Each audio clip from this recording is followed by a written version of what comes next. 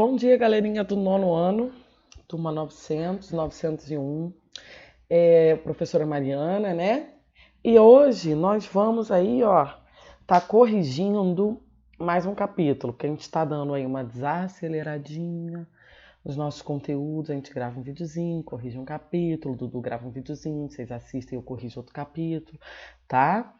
Então, a gente hoje vai fazer a correção aí do nosso capítulo 7, que falava de citologia em membrana plasmática. Essa semana o Dudu vai gravar para vocês aí vídeo de membrana plasmática, tá? Então vamos lá, a gente tem nosso primeiro exercício na página... A gente tem um agora com você na página 25. Vamos até lá na página 25, galerinha. Aí tá aí, número 1. Suponha que você é um pesquisador e precisa realizar 3 observações. 1. Verificar a presença de bactérias em uma amostra de água. 2. Observar a organização interna da célula de uma dessas bactérias. 3. Observar as estruturas da superfície externa das células das bactérias. Que tipos de microscópio óptico eletrônico de transmissão e eletrônico de varredura poderiam ser utilizados para cada caso? Justifique sua resposta. Vamos lá, gente. 1. Ele queria verificar a presença de bactérias na água. Então, isso dá para fazer com microscópio óptico, tá?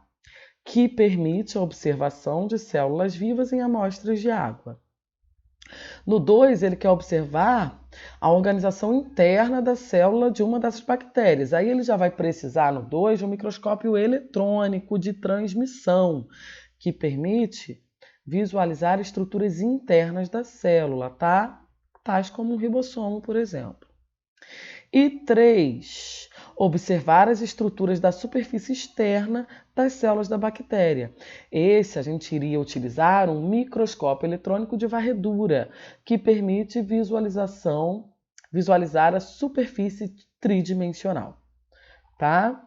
Então, essa é a resposta aí da nossa número 1. Aí a gente vai agora para a página, nosso próximo exercício, ele se encontra na página 28. Vamos lá na 28, então agora é com você também. Na página 28 a gente tem uma tabelinha aí, né? Tem essa tabela, que ela é relacionada aí a quem tem célula procarionte e quem tem célula eucarionte.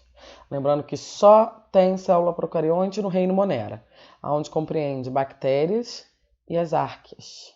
O restante, todos dos outros reinos, eles são de células eucariontes, né? Que são as células que têm núcleo com membrana, com carioteca. Né? Aí os protistas são eucariontes, fungos, plantas e animais. Vamos lá na número 1, gente. Do Agora é com você, da página 28. Uma estudante de biologia precisa diferenciar 2 amostras de células, classificando-as como procariontes e eucariontes. Letra A. Ela poderia diferenciar as amostras observando apenas a presença de ribossomos? Justifique sua resposta. Não, porque nas duas há a presença de ribossomos, tá? Os ribossomos, eles são muito importantes nas células para fazer a síntese proteica. Então, nas duas, qualquer uma das células tem a presença de ribossomos, tanto na eucarionte quanto na procarionte. Letra B. Ela poderia diferenciar as amostras observadas apenas com a presença de organelas membranosas no citoplasma? Justifique sua resposta. Sim, pois organelas membranosas só estão presentes nas células eucariontes. Nas células procariontes a gente não tem nenhuma organela membranosa, que tem a membraninha em volta, tá? Então agora a gente vai lá na página 31, a gente tem mais um Agora com você. Na página 31. Olha aqui, ele está aqui, escondidinho aqui, mal dá para ver. Na membrana plasmática, a predominância de... Vocês vão ver aí no vídeo que o Dudu vai gravar, de membrana plasmática, que a gente tem uma bicamada de lipídios. Uma bicamada lipídica. Fosfolipídios, na verdade. São fosfolipídios e proteínas. Então, a gente tem a presença de quê na membrana plasmática? Letra B de bola. Lipídios e proteínas, tá? Agora vamos lá na página... Agora a gente vai lá na página... Agora dá uma puladinha, ó. 41, tá? Vamos lá na 41. Dá uma passadinha aqui, falando sobre membrana plasmática. Vocês vão ter uma videoaula. Assistam a videoaula do Dudu, tá? Tanto a 900 quanto a 901. Vamos lá na página 41. Aí tá aqui, gente. Número 1. Destaque a principal diferença entre o microscópio óptico e o microscópio eletrônico. Vamos lá. A diferença básica entre o microscópio óptico e o microscópio eletrônico é a utilização de feixes de elétrons acelerados em alta velocidade pelo microscópio eletrônico, o que aumenta o poder de resolução em até 10.000 vezes. Já o óptico utiliza fonte de luz. Tá? Então, ele não tem essa capacidade tão grande de resolução. É um microscópio mais simples. Número 2. Compare as células procarióticas e as eucarióticas, indicando quais são as estruturas básicas presentes em cada uma delas. Molezinha essa. Vamos lá, gente.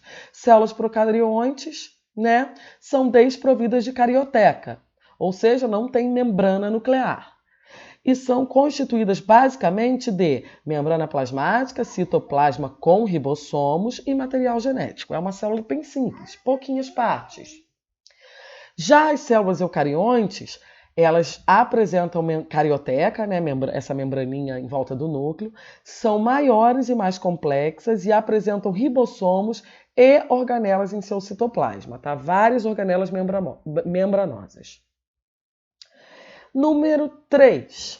Classifique cada grupo de organismos citados a seguir quanto ao tipo de células que apresenta: plantas, bactérias, fungos, arqueobactérias, algas, animais e protozoários. Vamos lá, já te acabei de falar ali atrás, ó. Células procariontes, só tem células procariontes, as bactérias e as arqueobactérias. Só elas, 2. O restante todo vai ter célula eucarionte. Os fungos, os protozoários, as algas, as plantas e os animais têm células eucariontes, tá? Número 4. Quais são os constituintes básicos da membrana plasmática? O que significa dizer que a membrana plasmática apresenta permeabilidade seletiva? Vamos lá, gente. A membrana plasmática é formada basicamente de fosfolipídios e proteínas. Estava lá na questão de marcar ali atrás. E a permeabilidade seletiva é a capacidade que a membrana apresenta de permitir ou impedir a passagem de determinadas substâncias. Ela decide o que entra e o que sai da célula, tá? Isso é que é permeabilidade seletiva. Número 5. Quais são as diferenças entre transporte passivo e transporte ativo? Vamos lá, gente. Transporte passivo. O soluto é transportado através da membrana a favor do gradiente de concentração, sem gasto de energia. Ou seja, transporte passivo não tem gasto de energia, né? O soluto é transportado através da membrana a favor do gradiente de concentração.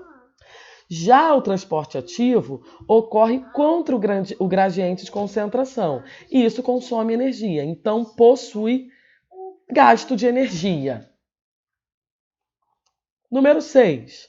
Descreva o que ocorrerá com uma célula animal e uma célula vegetal caso cada uma delas seja colocada em meio hipotônico. Vamos lá, ó, gente. A célula animal será observado o aumento do seu volume, o que pode causar o rompimento da membrana plasmática, devido a pode romper aí a membrana plasmática.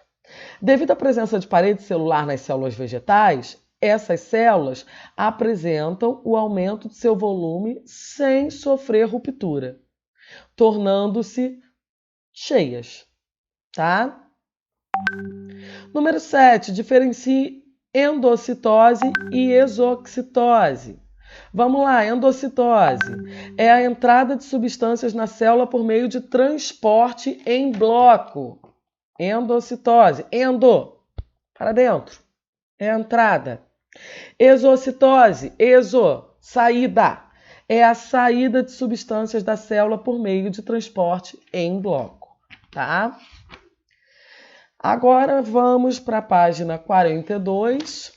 Aí a gente tem aí exercíciozinhos de marcar na 42 e na 43, né? As nossas atividades propostas, do 1 ao 10. Vamos lá, ó, gente. Número 1. Muitos eventos e estruturas biológicas são menores do que o olho humano pode enxergar, cujo poder de resolução fica em torno de 100 nanômetros. O microscópio óptico aumenta esse poder para cerca de 200 nanômetros, ou 0,2, limitado pelo comprimento da luz visível. O microscópio eletrônico pode aumentar esse poder por 2 nanômetros, pela substituição do feixe de luz por feixe de elétrons. Assinale a alternativa em que a estrutura biológica pode ser visualizada por esse recurso indicado a seguir. Então, olha só. Assinale a alternativa em que a estrutura biológica pode ser visualizada pelo recurso indicado a seguir. Então, ó, é a letra C, óvulo animal. Dá para ver a olho nu, tá? É o único aí. O vírus não dá para ver em microscópio óptico, ele é minúsculo, só em eletrônico. As mitocôndrias não dá para ver a olho nu, é uma organela da célula. A molécula de ATP não dá para ver no microscópio óptico, né, tá? As moléculas de água, a gente não vê as moléculas de água olho nu. O único que a gente conseguiria ver olho nu aí é o óvulo animal, que é grande, tá? É uma célula grande, né? Não é enorme, mas ela daria para ver. Um espermatozoide a gente já não consegue ver. Número 2. As células são as menores unidades vivas de um organismo. Elas podem ser classificadas em procariontes e eucariontes, se levarmos em consideração a ausência ou presença de carioteca, que é aquela membrana que envolve o núcleo, tá, gente? Letra A. 3. Quando se usa o microscópio, é importante saber quanto o instrumento ampliou a imagem do objeto. Se, por exemplo, a ocular estiver marcando 5 vezes, na objetiva 12 vezes, a ampliação é 60 diâmetros, ó, porque vai fazer 12 vezes 5 vezes, tá? 60 diâmetros. Multiplica os dois aí. Número 4. Considerando os seguintes componentes celulares: 1. Parede celular. 2. Ribossomo. 3. Núcleo. 4. Membrana plasmática. 5. Mesossomo. E 6. DNA. Uma bactéria é desprovida apenas de... Bactéria tem parede celular, tem ribossomos, tem membrana plasmática, tem mesossomo e tem DNA. A única coisa que ela não tem é o núcleo. Alternativa B. Né? O material genético dela fica jogado no citoplasma. Alternativa B, número 3 aí, núcleo. 5. As figuras 1 e 2 representam respectivamente, olha aí, gente. A figura 1 eu tenho uma célula eucarionte. Na figura 2 eu tenho uma, aqui, ó, célula procarionte. Alternativa correta, letra A. E no caso aí, parece ser um eucarionte animal. É uma eucarionte animal. Tem umas estruturas, não tem parede celular, a vegetal tem. Mas vamos lá. 6, tá aqui, ó, questão de membrana plasmática. Observe o desenho a seguir. Represente ao esquema ultraestrutural da membrana, referente ao esquema estrutural da membrana plasmática. Aí ele está indicando aqui como 1, aqui como 2, e essa estrutura em negritão aqui, preto forte, né? 3. A natureza química dos componentes 1, 2 e 3 são aqui e aqui igual. 1 e 2 é igual. São 2 lipídios, a bicamada de fosfolipídios. Então, 1 e 2 lipídios, e aqui eu tenho uma proteína. Então, a alternativa correta, letra D de dado. 1 é lipídio, 2 é lipídio, 3 é proteína.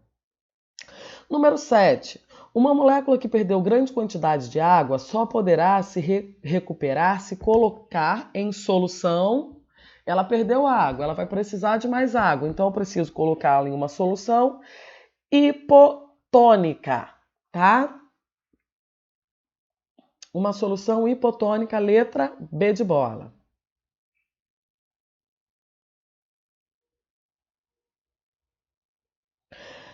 Número 8. A passagem de substâncias através da membrana se dá pelos seguintes processos. 1. Difusão simples. 2. Difusão facilitada. E 3. Osmose. É correto afirmar que os processos envolvidos na passagem de água, gás oxigênio e dióxido de carbono estão representados apenas no ou nos itens. Olha só, água, oxigênio, O2 e CO2 só dá para passar aí com difusão simples e por osmose. Então, alternativa B, 1 e 3.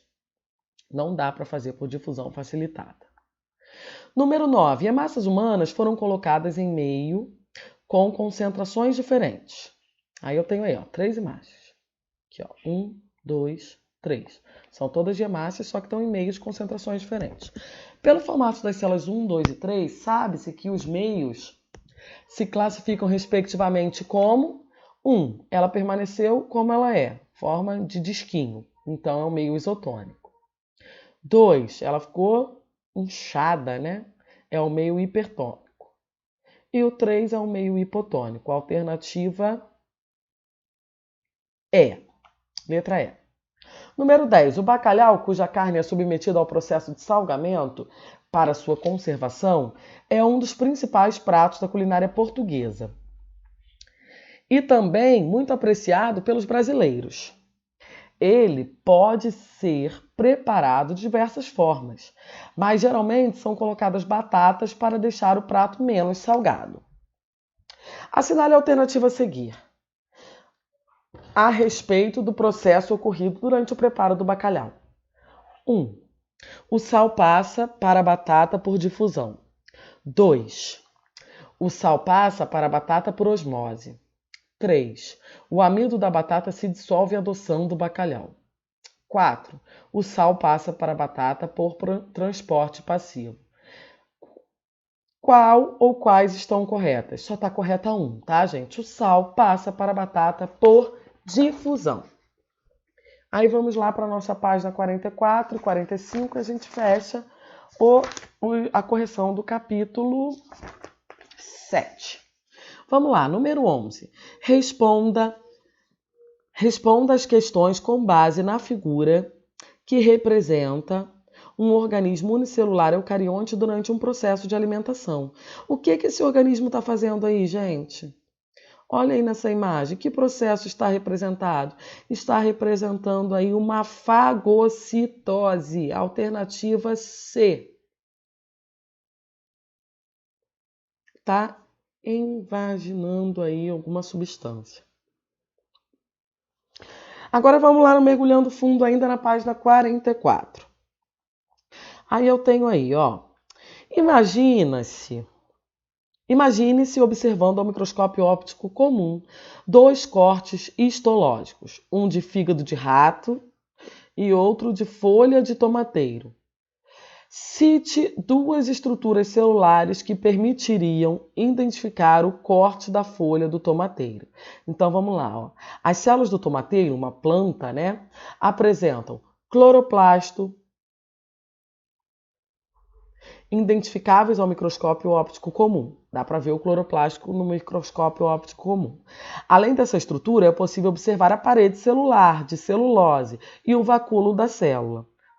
Tais estruturas não existem na célula animal. Então, a gente já conseguia observar no microscópio óptico, né, que é o mais simples, as 3 estruturas que tem nas células das plantas, célula vegetal, que não tem na célula animal, que são elas cloroplasto, uma organela que é chamada de cloroplasto, o vacúolo celular, que é enorme, né, na célula vegetal, e a parede celular, constituída de celulose, que não tem na animal. A animal não tem nenhuma dessas 3 estruturas. Número 2. A figura a seguir representa uma hemácia, que está classificada como A. Está aqui a hemácia. A. que sofre alteração quando mergulhada em meio hipertônico. Em meio hipertônico. Na imagem 1. Aqui, ó, ela sofreu uma alteração na imagem 1, em meio hipertônico. Ou quando mergulhada em meio hipotônico, que nem está na imagem 2 aqui. Ela sofre alteração tanto em meio hipertônico quanto em meio hipotônico. Com base nessas informações, responda aos itens a seguir. Letra A. Se uma hemácia for colocada em uma solução salina, uma solução com sal, né? Com concentração muito superior à do sangue, qual dos fenômenos anteriores representados pode ocorrer com essa célula? Justifique sua resposta. Vai acontecer o fenômeno da 1, tá? Pois a hemácia perderá água por osmose, se ela for colocada no meio hipertônico, né? Que é um meio de concentração de sal, uma solução salina. Letra B. É correto afirmar que houve tanto em 1 como em 2 o fenômeno de osmose? Justifique sua resposta. Sim, porque nos dois casos houve transporte passivo de água através da membrana plasmática das hemácias, tá? Então, sim, ocorreu osmose nos dois processos, pois houve transporte passivo de água. Número 3 aí do Mergulhando Fundo. A célula apresenta a membrana plasmática que a delimita do meio exterior. Embora essa membrana não seja visível à microscopia óptica, sabe-se que sua estrutura é complexa. A figura a seguir representa o padrão básico de organização dessa membrana. Aí eu tenho aqui, ó, tá indicando aqui a camada fosfolipídica, né? A bicamada fosfolipídica na estrutura 2, está indicando aqui na estrutura 1 uma proteína e está indicando aqui na estrutura 3, ó, carboidrato, né? Letra A, cite a natureza química dos componentes indicados por 1, 2 e 3. Acabei de falar, né? 1, proteína, tá aqui. 2, fosfolipídios. E 3, carboidratos. Letra B. Cite uma função fisiológica desempenhada pela membrana plasmática que não tem gasto de energia. Transporte passivo, tá, gente? Que pode ser difusão ou osmose. Se não tem gasto de energia, é um transporte passivo. E ele pode ser por difusão ou por osmose. Então, a gente encerra aqui a nossa correção aqui do capítulo 8.